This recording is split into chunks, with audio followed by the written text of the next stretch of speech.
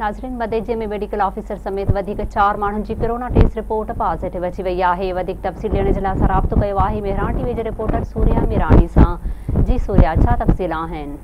जी तव्हांखे ॿुधायूं त मक़ामी सतह ते जेके ॾींहों ॾींहों केस वधंदा पिया वञनि, उन हवाले सां अॼु छहों ॾींहुं आहे मदइजी खे डिप्टी कमिश्नर शिकारपुर मेतलो साहब ऐं असिस्टेंट कमिश्नर निज़ामुद्दीन जतोई पारां शहर खे मुकमिल तौर सील कयो आहे, जेके अॼु छहों ॾींहुं आहे। बिल्कुलु जेको आहे हितां जा कारोबारी माण्हू जेको आहे मर्कज़ जेके आहिनि उहे सील करे घर ॾांहुं जेको आहे आइसोलेट थी विया आहिनि।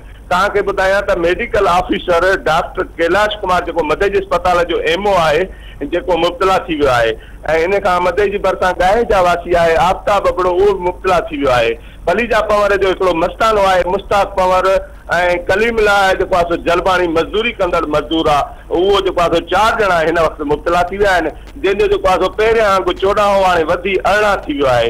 इन सिलसिले में जेको आहे ॾाढो ख़ौफ़ हिरास आहे ऐं डॉक्टरनि पारां जेको आहे मुख़्तलिफ़ टीमूं सार करे उन्हनि जे घरनि जा फैमिली जा सैंपल वरिता पिया वञनि, जंहिंमें तालका अस्पताल मुकमिल एम्प्लॉई जेको आहे वठी विया आहिनि ऐं PS मदइजी पुलिस स्टेशन जा जेके 15 एहलकार आहिनि उन्हनि जा बि सैंपल वठी विया आहिनि। तव्हांखे ॿुधायूं त 15 खां 20 ॼणा जेको भरिसां मदइजी भरिसां जिदो ॻोठ आहे उन जा बि सैंपल वठी विया आहिनि। इन सिलसिलो हलंदो पियो अचे, जेके पॉज़िटिव थियनि था हू ॿुधाइनि था ऐं असां जेको आहे रिपोर्ट पिया कयूं।